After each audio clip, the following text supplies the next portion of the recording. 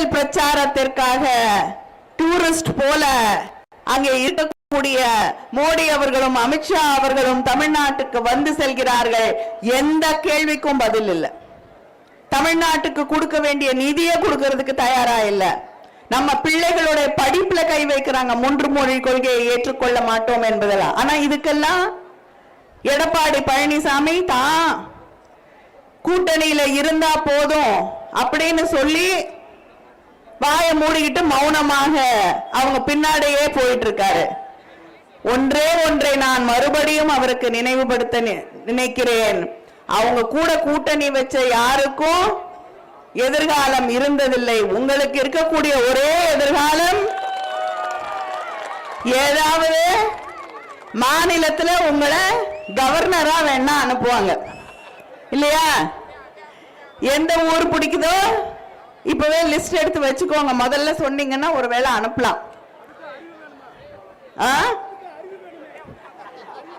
கவர்னரா போறதுக்கு அதெல்லாம் வேண்டாங்க. நம்ம நிறைய பேரை பார்த்துட்டோம். தாடி தானே வளர்ந்துட்டு போகுதுன்னு விட்டுற வேண்டியதுதான்.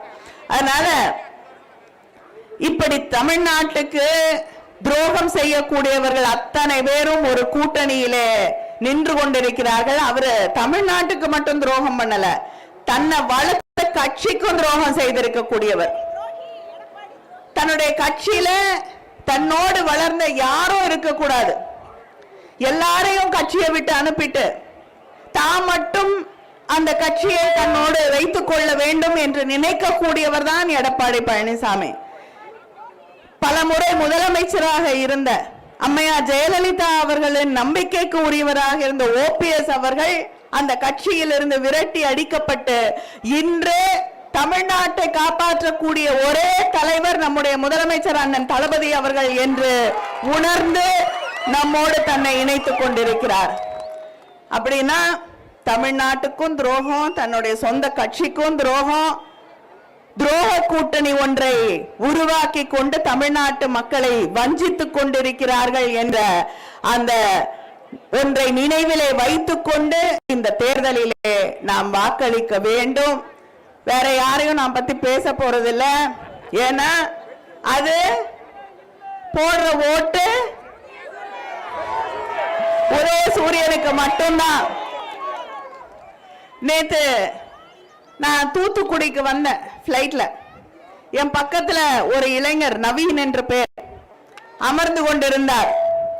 அவரு நான் கப்பல்ல வேலை செய்யறேன்க்கா, லீவு எடுத்துக்கிட்டு எனக்கு லீவு கொடுக்க மாட்டேன்னாங்க. நான் சண்டை போட்டு என்னை இறக்கி விடுங்கன்னு சொல்லி நான் லீவு எடுத்துட்டு வந்திருக்கேன். எதுக்கு வந்திருக்கீங்க தம்பின்னா, திமுகவுக்கு ஓட்டு போடுறதுக்கு வந்திருக்கேன்க்கா. என்ன தலைவர் கலைஞர் போட்ட கையெழுத்திலே இன்று நான் அந்த கப்பலிலே ஒரு சீஃப் என்ஜினியரா வேலை செய்யறேன்.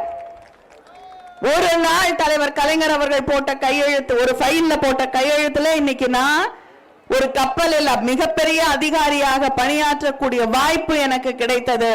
அதனால இன்னைக்கு லீவ் போட்டுட்டு சண்டை போட்டு என்னோட அலுவலகத்துல நான் திமுகவுக்கு ஓட்டு போட போகணும் அப்படின்னு சொல்லிக்கிட்டு நான் வந்திருக்கேன் என்று என்னிடம் அவர் சொன்னார். அதனால நிறைய பேர் சொல்லுவாங்க வெளிநாட்டுல இருந்தெல்லாம் வராங்க ஓட்டு போடுறதுக்கு. ஆனா வருகிறவர்கள் திராவிட முன்னேற்ற கழகத்திற்கு வாக்களிக்க வருகிறார்கள்.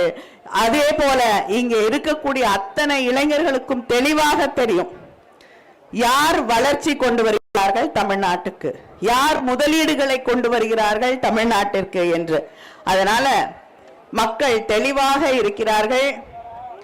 அந்த தெளிவோடு மக்கள் வாக்களிப்பார்கள்.